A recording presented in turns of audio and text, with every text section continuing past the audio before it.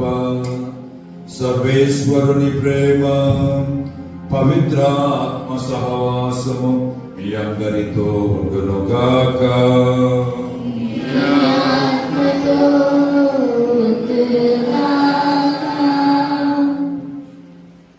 అనుకోకుండా మీ విచారణకు రావాల్సి వచ్చింది.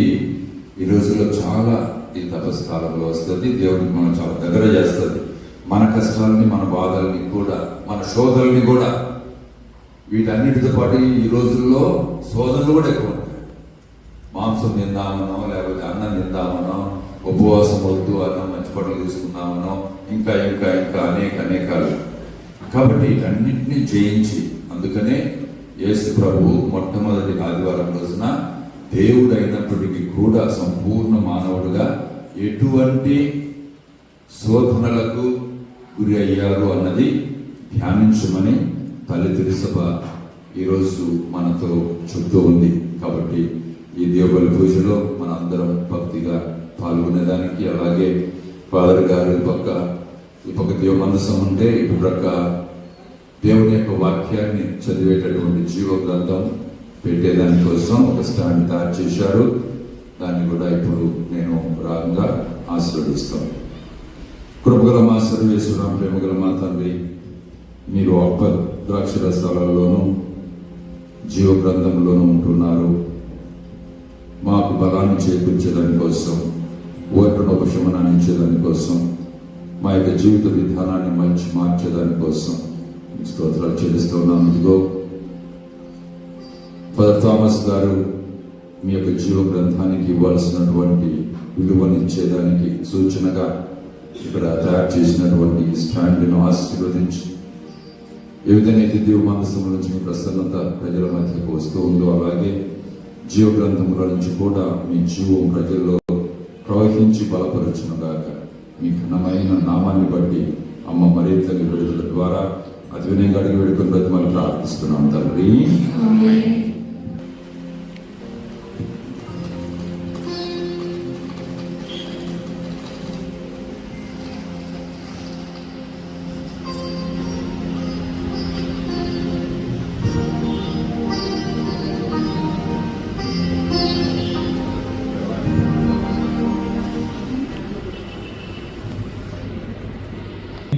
నీ రక్షణను నాకు అనుగ్రహింపుము.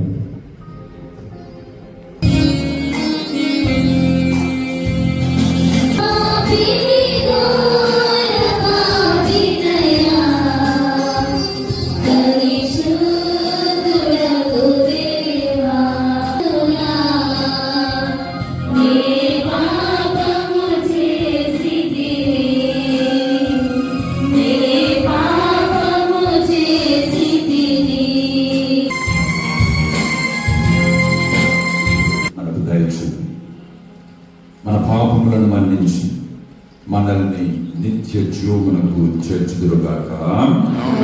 ప్రభువా దయ చూపండి, క్రీస్తువా దయ చూపండి, ప్రభువా దయ చూపండి. ప్రార్థించుదాము. సర్వశక్తి గల సర్వేశ్వర, అనుగ్రహ కాలమైన తపకాలపు పవిత్ర నియమములను శ్రద్ధతో పాటించుచు గుప్తమై ఉన్న దైవ సంపద విలువను మరింత గ్రహింపగలుగుదుముగాక. విశ్వసనీయమైన ప్రవర్తన కలిగి జీవించుచు తపకాలపు ప్రతిఫలములను సమృద్ధిగా పొందుదుముగాక. మీతోనూ పవిత్రాత్మతోనూ కలిసి యుగ యుగములు జీవించుచు పాలించు మీ కుమారుడును మా ప్రభు అయిన యేసుక్రీస్తు ద్వారా ఈ మనవి చేయుచున్నాము.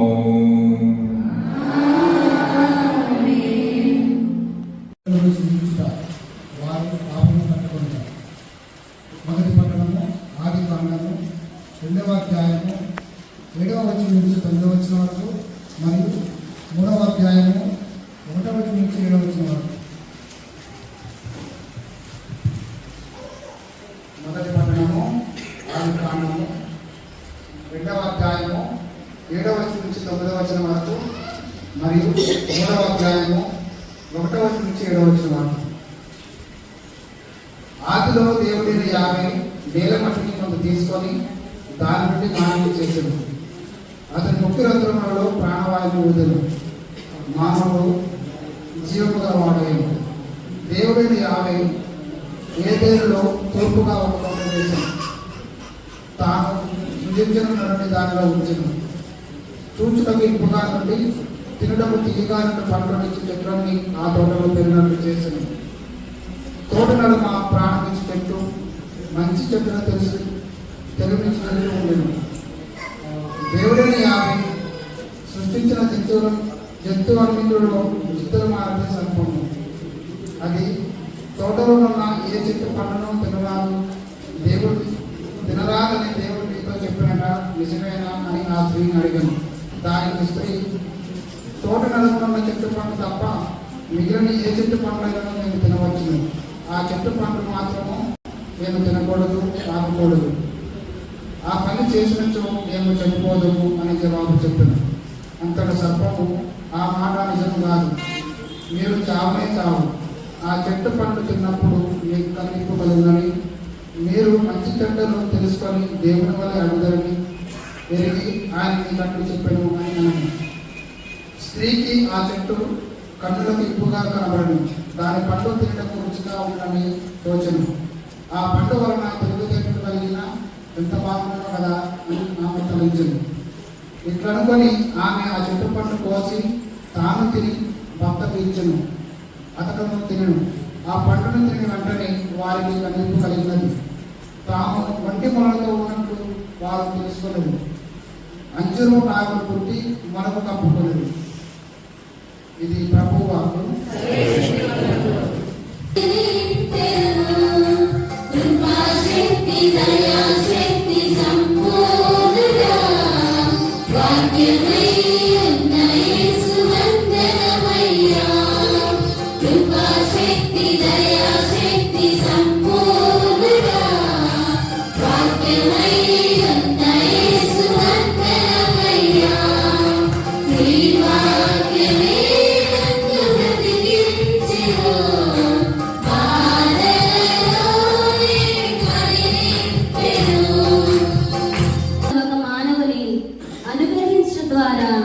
దేవుడు తన కృపావరమును ఎంతో మందికి వచ్చెను.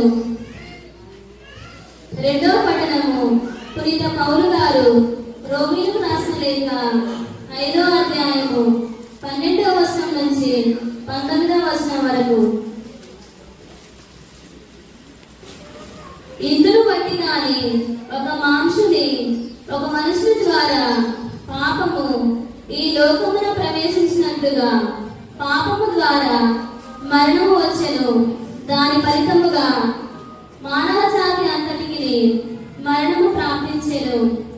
ఏలైనా మానవులందరూ పాపము కట్టుకొనిరి. ధర్మశాస్త్రం వసుకోబడక పూర్వమే ఈ లోకమున పాపము ఉండెను. కానీ ధర్మశాస్త్రము లేకపోవటచే అది పాపముగా పరిగణింపబడలేదు. కానీ ఆదాము కాలము నుండి మోసే కాలం వరకు మరణము మానవులందరికీ పాలించెను. ఆదాము చేసిన అతిక్రమము వలన అతని వలె పాపము చేయని వారిపై సహితము మృత్యువు తన ప్రభావము చూపెను. రానున్న వారికి ఆదాము ఒక చిహ్నమాయెను. కానీ దేవుని కృపావరము పాపము వంటిది కాదు. ఆ ఒక్క మానవుని పాపము చే చాలా మంది మరణించినట నిజమే. కానీ దేవుని అనుగ్రహము అత్యధికము. యేసుక్రీస్తు అనే ఒక మానవుని అనుగ్రహించడం ద్వారా దేవుడు తన కృపావరమును ఎంతో మందికి వసగను. కానీ దేవుని కృపావరము ఆ ఒక్క మానవుని ఫలితము వంటిది కాదు. ఆ ఒక్క పాపమునకై చెప్పబడిన తీర్పు దండనము తెచ్చినది. కానీ ఎన్నియో పాపముల పిదప కృపావరము దేవుని నీతిని తెచ్చినది. మృత్యువు ఒకరి పాపము మూలనే వచ్చినదై ఆ ఒక్కరి ద్వారానే ఏలిన పక్షమున దేవుని విస్తారమైన అనుగ్రహమును నీతియును ఆయన కృపావరమును పొందువారికి జీవము గలవారైన నిశ్చయముగా యేసుక్రీస్తు అను ఒకని ద్వారానే ఏలుదురు. కనుక ఆ ఒక్కని పాపము అందరికీ శిక్షకు కారణమైనట్లు ఒక్కని నీతియుతమైన క్రియ అందరికీ విముక్తిని ప్రసాదించి వారికి జీవమును అనుగ్రహించుచున్నది. ఆ ఒక్క మానవుని విధేయత ఫలితముగా అనేకులు పాపాత్ముగా చేయబడినట్లే ఈ ఒక్క మానవుని విధేయత ఫలితముగా అనేకులు నీతిమంతులవుతున్నారు. ఇది ఏలిన వారి వాక్కు. సుందరమైనవి ధన్యమైనవి సువార్తను బోధించు వారి పాదములు. సుందరమైనవి ధన్యమైనవి జై జై యేసునామం జై జై యేసునామం జై జై యేసునామం జై జై యేసునామం సువార్తను బోధించు వారి పాదములు. సుందరమైనవి ధన్యమైనవి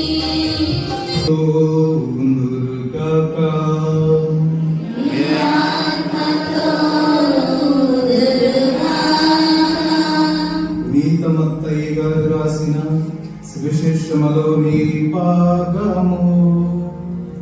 ప్రభువా నీకు మహిమ కలుగునుగాక. మత్తయి సువార్త 4వ అధ్యాయం వచనములు 1 నుండి 11 వరకు. మత్తయి సువార్త 4వ అధ్యాయం వచనములు 1 నుండి 11 వరకు. ఆ కాలములో యేసు సైతాను చే శోధింపబడుటకై ఆత్మ వలన ఎడారికి కొనుకోబడెను. 40 రేయింబవళ్ళు ఉపవాసములతో గడిపిన పిదప ఆయన ఆకలి కొనెను. అంతటా సైతాను ఆయన వద్దకు వచ్చి, నీవు దేవుని కుమారుడవైనచో ఈ రాళ్లను రొట్టెలుగా మారునట్లు ఆజ్ఞాపింపుము అనెను. మానవుడు కేవలము రొట్టెవలనే జీవింపడు, కానీ దేవుని నోటి నుండి వచ్చు ప్రతి మాట వలన జీవించును అని రాయబడి ఉన్నది అని ప్రత్యుత్తరమిచ్చెను. పిమ్మట సైతాను ఆయన్ను పరిశుద్ధ నగరములోని దేవాలయ శిఖరమున నిలిపి, నీవు దేవుని కుమారుడవైనచో కిందికి దుముకుము, ఏలైనా ఇట్లు రాయబడి ఉన్నది, నిన్ను గూర్చి దేవుడు తన దూతలకు ఆజ్ఞ ఇచ్చును, నీ పాదములను రాతికి తగలకుండా నిన్ను వారు తమ చేతులలో ఎత్తి పట్టుకొందురు అనెను. అందుకు యేసు, ప్రభువైన నీ దేవుని శోధింపరాదు కదా అని పలికెను. తిరిగి సైతాను యేసును మిక్కిలి ఎత్తైన పర్వత శిఖరమున చేర్చి భూమి అందలి రాజ్యములన్నింటినీ వాటి వైభవములను చూపి, నీవు సాష్టాంగపడి నన్ను ఆరాధించిన ఎడల నీకు ఈ సమస్తమును ఇచ్చేదను అనెను. సైతాను, పొమ్ము, ప్రభువైన నీ దేవుని ఆరాధింపుము, ఆయనను మాత్రమే నీవు సేవింపుము అని రాయబడి ఉన్నది అని యేసు పలికెను. అంతటా సైతాను వెడలిపోగా దేవదూతలు వచ్చి యేసుకు పరిచర్యలు చేయసాగిరి. ఇది క్రీస్తు ప్రభుని సువిశేషము.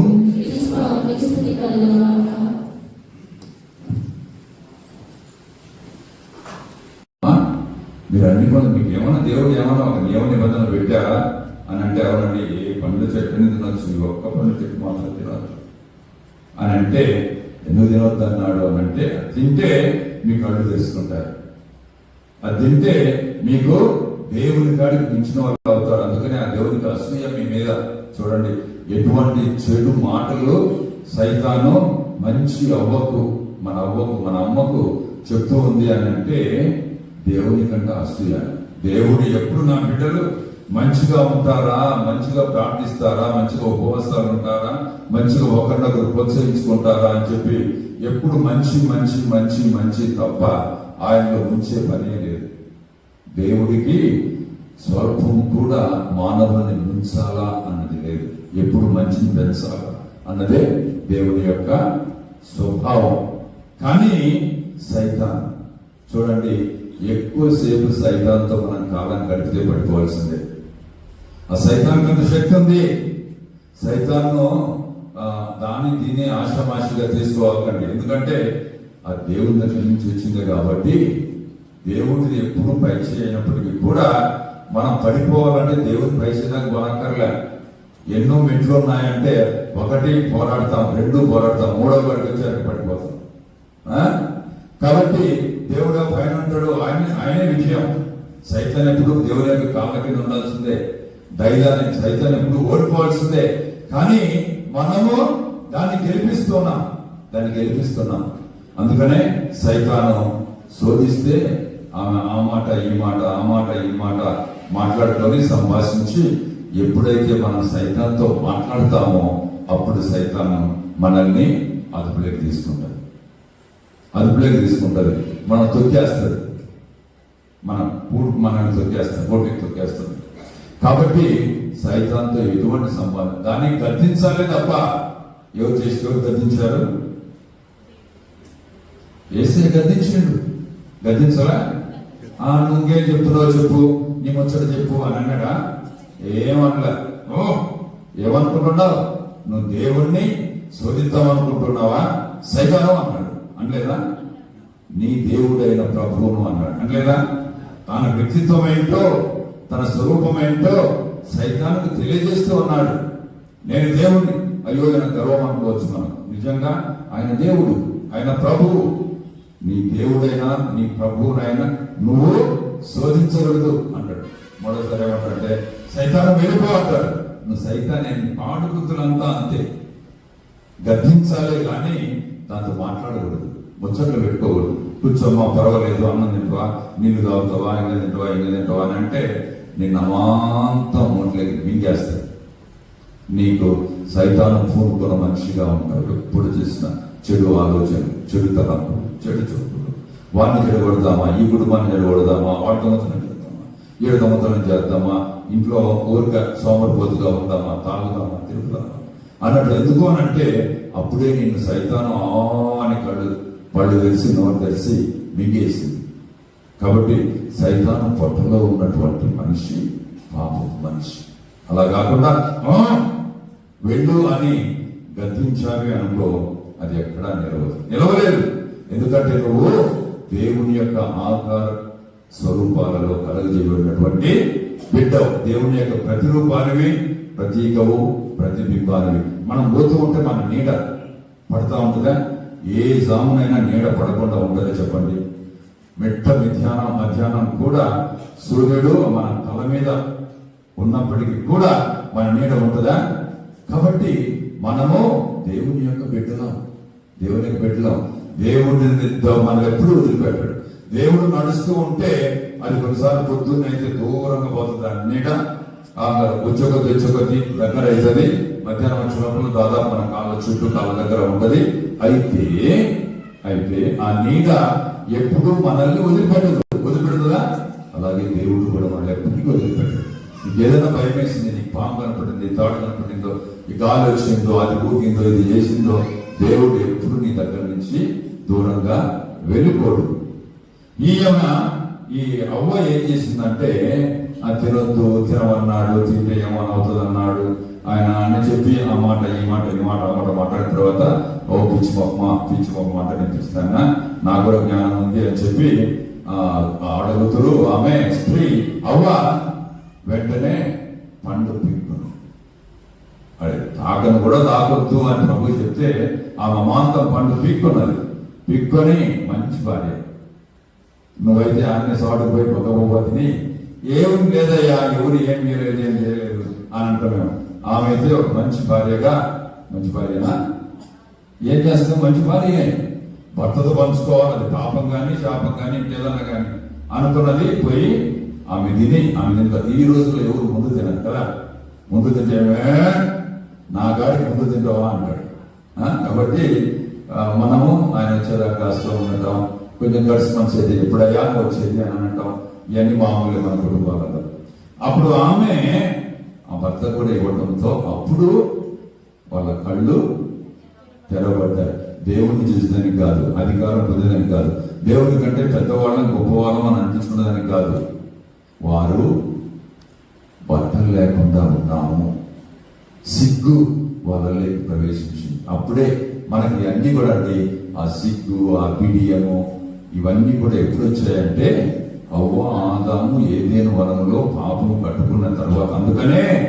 అందుకనే ఈరోజు తల్లి తెలుసా మనకు ఈ మొదటి పట్టణాన్ని ఇచ్చింది. ఈయన రక్షకుడు అని మనం చెప్పుకుంటూ ఉంటే ఆ రక్షణ ఎప్పుడు ఎక్కడ అవసరమైంది అనే విషయం మనకు తపస్కాల ఆరంభంలో తల్లి తెలుసవ గుర్తు చేసిన దానికోసం అవ్వ ఆదాము అవిధేయత వలన చేసినటువంటి పాపం వలన ఈరోజు మనం పాపులుగానే పుడుతూ ఉన్నాం. అందుకనే ఆ జన్మతో వచ్చినటువంటి పాపం పోవాలి అని అంటే ఏం చేయాలి? ఏ దివ్య సంస్కారం? జ్ఞానస్నానం. వెరీ గుడ్, చప్పట్లు కొట్టండి. చప్పట్లు అందరికీ. జ్ఞానస్నానం ఏం చేస్తుంది? జ్ఞానస్నానంలో జన్మ పాపమును ఇతర పాపములను పోగొట్టి మనలను శ్రీసభకు దేవునికి బిడ్డలను చేసే దగ్గర కాదు బిడ్డలను చేసే దేవుడు అనుమానం. కాబట్టి ప్రియమైన సహోదరులకు ఈ సందర్భంగా నేనేం చెప్తానంటే, మీ పిల్లలకు ఎంత తొందరగా జ్ఞానస్నానం, యేసేకు జ్ఞానస్నానం అనేది అది వేరే జ్ఞానస్నానం పేరు పెట్టి మనం అంతా తెలుసుకునేది ఎన్నో రోజు? 8వ రోజు. మా వాడికి 3 ఏళ్ళు నిండాలా, అసలు పోవాలా, ఒక మేనమానం లేదు, కత్తె దొరకలేదు, ఇటన్నీ చెప్పుకునేది.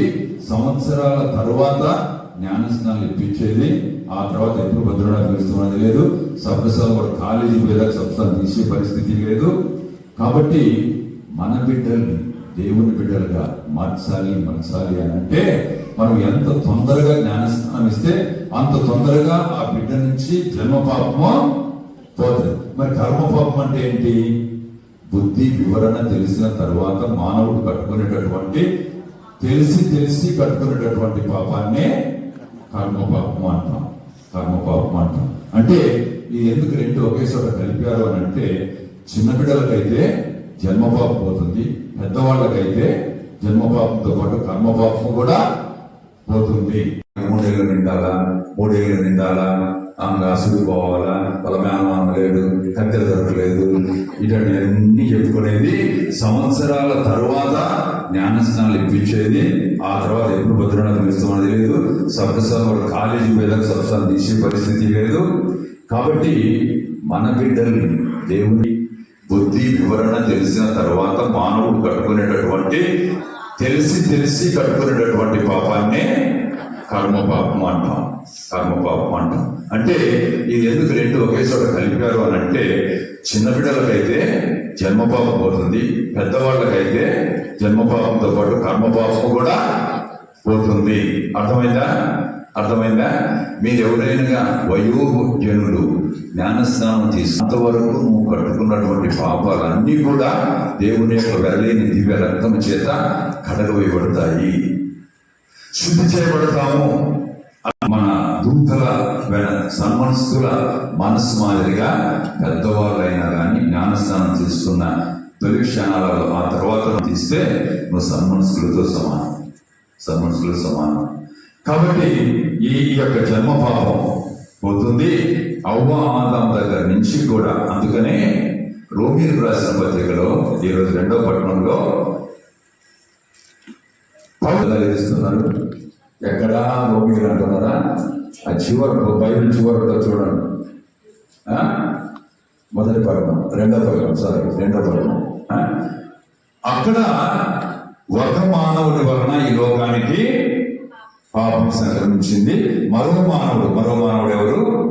యేసుక్రీస్తు వలన ఈ లోకానికి రక్షణ కలిగింది. ఒక అమ్మాయి మన పేరు చెడగొడితే ఇంకొక అబ్బాయి తప్పకుండా నిలబెడతాడు. అర్థమైందా? కాబట్టి నిరుత్సాహపడడానికి ఏమీ ఆస్కారం లేదు.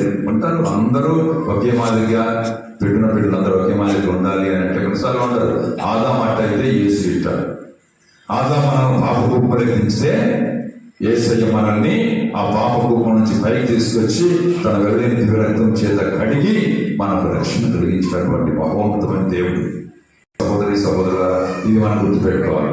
ఈరోజు సువిశేషం 8వ అధ్యాయం, యోహాను రాసిన సువిశేషం 8వ అధ్యాయం. నేను చెప్పింది, నేను బిషప్ను, నాకు అధికారం ఉంది బైబిల్ మీద. నేను చెప్పింది తప్పంటే మీకు ఎంత సాహసం. మత్తయి సువార్త 4వ అధ్యాయం, మత్తయి సువార్త 4వ అధ్యాయంలో మనం ఏం వింటున్నాము అని అంటే, యేసు ప్రభువు 30 సంవత్సరాల తర్వాత ఆయన బహిరంగ జీవితాన్ని 3 సంవత్సరాలు గడిపేదానికి ఆ యొక్క ప్రాంతం, ఇశ్రాయేల్ ప్రాంతం అంతా కలయి తిరిగేదానికి, జనానికి దేవుని రాజ్యం సమీపించి వచ్చింది అని చెప్పేదాని కోసం అనేక అద్భుతాలు అమ్మ నాన్న దగ్గరనే ఆయన వాళ్ళు చేసే పనుల్లో, వాళ్ళ కష్టాలలో, వాళ్ళ బాధల్లో, వాళ్ళ నాన్న చనిపోతే ఆయన యొక్క అంతిమ క్రియల్లో అన్నింటిలో పాల్గొన్నాడు. అమ్మ కష్టపడుతోంది, విధవరాలుగా కష్టపడుతూ ఉంది, అయినా కానీ వాటన్నింటిలో పాల్గొన్నాడు. అమ్మకు తోడ్పడ్డాడు. జోయిపగా చనిపోయిన తర్వాత ఆమె ముద్దు పెట్టుకున్నటువంటి ఆ తల్లి ఆ చిన్నారి నడకలతో అమ్మ దగ్గరికి వెళ్ళి అమ్మ కాళ్ళు అమాంతం కలుసుకున్నటువంటి ఆ బిడ్డ భర్త చనిపోయిన తర్వాత నన్ను, నా కుటుంబాన్ని పోషించినటువంటి నా కుమారుడు ఈరోజు అన్యాయంగా ఏ పాపం ఎరుగని ఓ భావనామూర్తి, ఏ పాపము ఇస్మంతైనా అనురేణువంతైనా కల్మషము ఎక్కడా లేనటువంటి మహనీయుని దేవదర్శనం పలుకుతున్నారు అని చెప్పి ఆయన్ను నిందించారు. ఆ అమ్మ చూస్తూ ఉంది ఆ కుమారుణ్ణి, యేసయ్యను పచ్చి ఒళ్ళు మీద బట్టలు లేకుండా ఈ కొంచెం బట్ట మరొక చుట్టి వాళ్ళ పరదాలతో పేని బలవంతమైనటువంటి వాళ్ళతో కొట్టిస్తూ ఉంటే, అమ్మా నువ్వు అమ్మ అయితే ఊరుకుంటావా? యేసయ్య కోసం ఎప్పుడైనా ఇచ్చావా? యేసయ్య కోసం ఎప్పుడైనా ఇచ్చావా? ఆయన పడినటువంటి పాటల గురించి ఎప్పుడైనా ఇచ్చావా? ఆయన దిగేటప్పుడు ఆ బిడ్డ ఎంత శ్రమపడి ఉంటాడు, ఎంత ఏడ్చి ఉంటాడు. అయ్యో నాన్నకు పెట్టు, నీ బిడ్డను పెట్టు, నీ కుమారుని పెట్టు. ఎవరైనా కానీ కొన్ని నాటకీయంగా శివమార్గాలు చేస్తూ ఉంటారు. వాడిని కొట్టినప్పుడు అమ్మా అంటారు, వాడు మోసుకొని పోతా ఉంటే అబ్బా అంటారు. కానీ యేసయ్య ఆ విధంగా మన కోసం, నీ కోసం, నా కోసం, ఆయన స్వార్థం కోసం, స్వభావం కోసం, అమ్మ కోసం, దేశం కోసం కాదు, మనందరి కోసం ఆయన పడితే ఎప్పుడైనా సిలువ ముందు నువ్వు ఏడ్చావా? ఎందుకయ్యా ఈ కోసం నువ్వు ఇంత కష్టపడ్డా?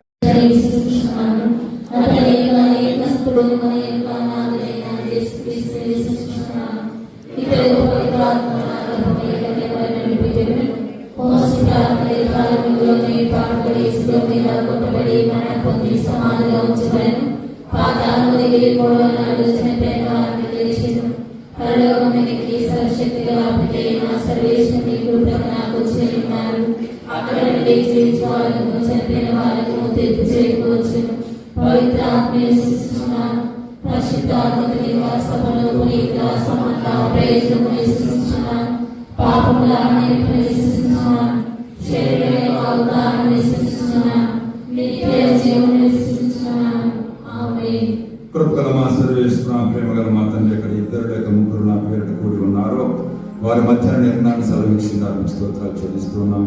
మీరు బలంగా ప్రబలంగా మా మధ్యన ఉన్నందుకు మీకు వందనాలు. ఇదిగో మేము మా యొక్క విన్నపాలని, అవసరాలని మీ పీఠ ముందు మీ పాదాల చెంత ఉంచేటప్పుడు వాటిని మీరు అంగీకరించి ఆశీర్వదించమని ఓ ప్రభువా మేము చే ప్రార్థన ఆలకించండి. దయగల సర్వేశ్వర, కృపతో నిండినటువంటి మా ప్రభువా, మీరు మాకు ఇచ్చినటువంటి దినాన్ని బట్టి మీకు వందనాలు, స్తుతులు, స్తోత్రాలు చెల్లిస్తున్నాను. మేము స్తుతించుటకు, ఆరాధించుటకు ఈ పరిశుద్ధమైనటువంటి సమయాన్ని ఇచ్చినందుకు మరొకసారి మీకు స్తోత్రాలు చెల్లిస్తున్నాం ప్రభువా. ఈ శుభ సమయంలో మా విశ్వాసీ సభను పరిపాలిస్తున్నటువంటి మా జగద్గురువులు లియోపోల్డ్ గారిని మీకు సమర్పించి ప్రార్థిస్తున్న సమయంలో ప్రభువా, ఒక తాటిపై నడిపి ఆధ్యాత్మికంగా ప్రభు మేము ఎదిగినట్లుగా, విశ్వాసంలో బలపడినట్లుగా కావలసినటువంటి పథకాలను, కార్యకలాపాలను చేపట్టులాగున విశ్వానంతటిని కూడా శాంతిలో నడిపించే గొప్ప నాయకత్వ లక్షణాలను తండ్రి గారికి ముఖ్యంగా మా జగద్గురు దయచేయమని మీ ఆత్మతో నడిపించి ఓ ప్రభువా మా ప్రార్థన ఆలకించండి. దీవిస్తున్నందుకు మీ స్తోత్రాలు ప్రభు. ఇంకా చేపట్టబోయే కార్యక్రమాన్ని కూడా ఆశీర్వదించండి. నూరంతలుగా మా యొక్క మిత్రాశ్రమం ఫలించినట్లుగా, ఆధ్యాత్మికంగా ఎదిగినట్లుగా, విశ్వాసంలో బలపడినట్లుగా మీ ఆత్మతో మా మిత్రాశ్రమం అంతటిని కూడా ఆవరించమని, ప్రత్యేకంగా మా తండ్రి గారు చేపట్టబోయే ప్రతి ఒక్క పనిని కూడా దీవించమని ఓ ప్రభువా మా ప్రార్థన ఆలకించండి. సర్వేశ్వర మా దేశాన్ని మీకు సమర్పిస్తూ ప్రార్థిస్తున్నప్పుడు మా దేశ నాయకులను ఆశీర్వదించండి. వారందరినీ స్వార్థ బుద్ధితో ప్రజల అభివృద్ధికై, వారు తమ జీవితంలో ఎదుగుదలకై ఎలాంటి వేదాభిప్రాయం లేకుండా మా యొక్క దేశాన్ని పరిపాలించినట్లుగా, మా ప్రజలను పరిపాలించినట్లుగా, పేదలను ఆదరించినట్లుగా, అనగారిన వర్గాలను ముందుకు నడిపించినట్లుగా మనకు కావలసినటువంటి నాయకత్వ లక్షణాలను దయచేయమని, వారిని ప్రేరేపించమని ఓ ప్రభా మా ప్రార్థన ఆలకించండి. ప్రభా ఫలప్రదం చేయండి.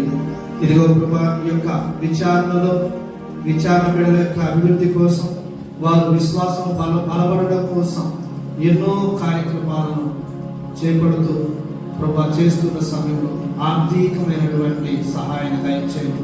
ఆధ్యాత్మికమైనటువంటి బలాన్ని ఇవ్వండి. అన్ని రకాలుగా ప్రభా మీ యొక్క విశ్వాస పథంలో బిడ్డలందరినీ నడిపించే విధంగా కావలసినటువంటి శక్తియుక్తులను, ఆత్మీయ అనుగ్రహాలను, ప్రేరణను, మంచి ఆరోగ్యం దయచేయండి. ఓ ప్రభువా మా ప్రార్థన ఆలకించండి. లక్షణాలను నేర్చుకునే విధంగా, మీలాగా ప్రేమించే విధంగా, మీలాగా మాట్లాడే విధంగా, మీలాగా జాలి చూపే విధంగా, మీలాగా ధర్మం చేసే విధంగా బిడ్డలందరినీ కూడా తయారు చేయగలరు.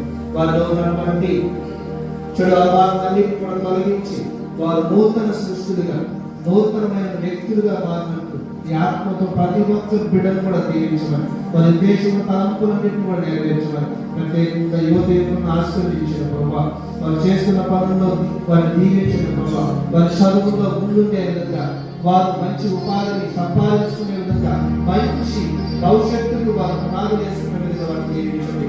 అలాగే ప్రవచన బిడ్డలు దీవించండి.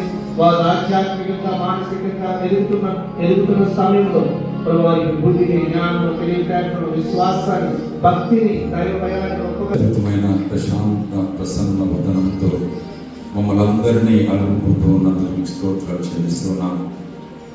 మీ పీఠమును మీ పాదాల చెంత మేము అర్పించిన మా విన్నపాలన్నింటినీ, ఇంకా మా మనసులో ఉండినటువంటి ఎన్నో విన్నపాలని మీకు మళ్ళీ సమర్పిస్తున్నాము. మీరు గ్రహించుకున్నారు. మీ చిత్తానుసారంగా మీ కాలంలో మీరు వారిని మనం దయచేసి దీవించమని మీ ఘనమైన నామాన్ని బట్టి అమ్మ మరింతల వేడుదల ద్వారా అతి వినయంగా వేడుకొని బట్టి మనం ప్రార్థిస్తున్నాం తండ్రి. ఆమేన్.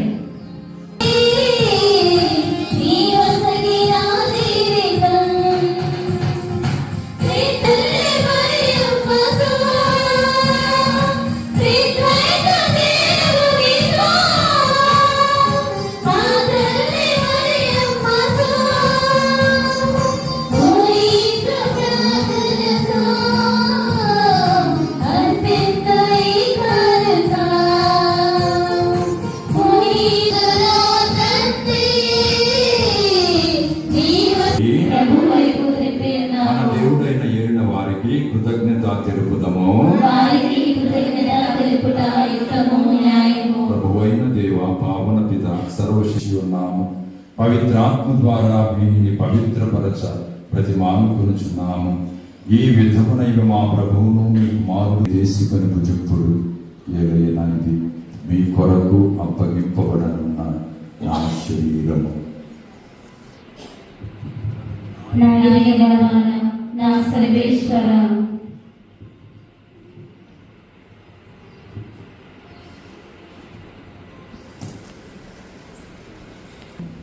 మీరందరూ దేనిని తీసుకొని దీని నుండి పానము చేయుడు. ఏదైనా దీనిని తీసుకొని దీని నుండి పానము చేయుడు. ఏదైనా ఇది నూతన నిత్య నిబంధన యొక్క నా రక్తపు పాత్రం. ఇది మీ కొరకును అనేకుల కొరకును పాప పరిహారమునకై పారబోయబడు. దీనిని నా జ్ఞాపకార్థము చేయుడు. మా యేసువా, మా నుండి దయగా ఉండండి.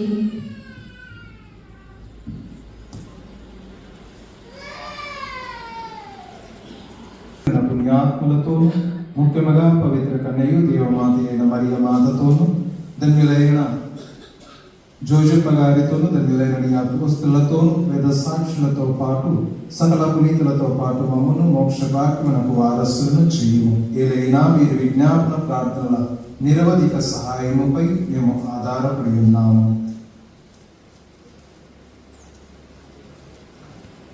ఓ ప్రభువా, మమ్మనీతో సఖ్యపరిచి ఇవ్వని లోకమంతటికి శాంతిని శ్రేయస్సును ప్రసాదించినట్లు బ్రతిమాలపడుచున్నాము. ఈ లోకమున యాత్ర చేయి నీ శ్రీ సభను నీ సేవకులకు మా 14వ లియోపోబు గారిని, మా సగిరి ప్రకాష్ పీఠాధిపతిని, తదితర పీఠాధిపతులను గురువులందరినీ, నీవు సంపాదించుకున్న ప్రజలందరినీ విశ్వాసమందును ప్రేమయందును దృఢపరపము. నీ చిత్త ప్రకారము నీ సముఖమున చేయని ఉన్న ఈ ప్రజల మనవులను ఆలకింపము. దయగల తండ్రి, నలుదశల చెదిరిన నీ బిడ్డలందరినీ కనికరించి నీతో ఐక్యపరచుకొనము. సహోదరులను నీ ప్రేమ నీ లోకమున వీడిన వారందరినీ దయతో నీ రాజ్యములో చేర్చుకొనము. మేము అతడ చేరి నీ మహిమను వీక్షించుచు నిత్య ఆనందమును పొందుదుము గాక. మా ప్రభు అయిన క్రీస్తు ద్వారా మనవి చేయించున్నాము. అతని ద్వారా నీవు సకల మేలులను లోకమునకు దయచేయుచున్నావు. ద్వారా క్రీస్తుతో క్రీస్తునందు సర్వశక్తిగల పితయైన సర్వేశ్వరా, పవిత్రాత్మతో ఏకమయుండు మీకు యుగ యుగములు గౌరవ మహిమలు కలుగును గాక.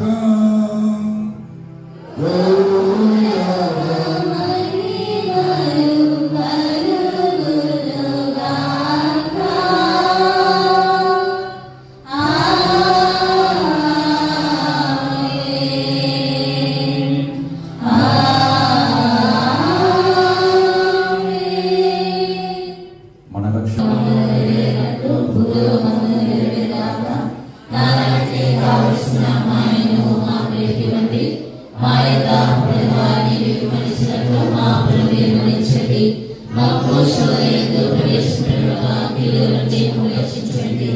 కాపాడండి. మేము మోక్ష ఆనందమును మా రక్షకుడైన యేసు క్రీస్తు ఆగమమును నిరీక్షించుచుందుము.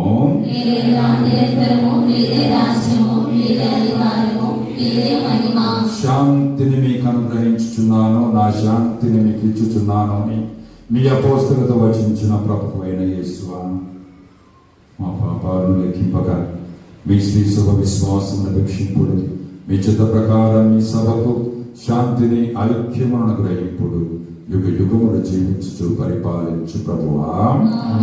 ప్రభుని శాంతి ఎల్లప్పుడు మీతో ఉండను గాక. ఒకరికొకరం సమాధానం తెలుపుకుందాము.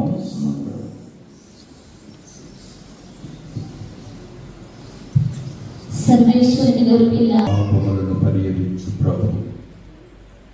ప్రభుని విందుకు పిలువబడిన వారు ధన్యులు. ప్రభువా, మీరు నా ఇంట ప్రవేశించుటనే వాగ్దానం, కానీ మీరు అవమానపరిగిన నా ఆత్మ స్వస్థత పొందును. Amen.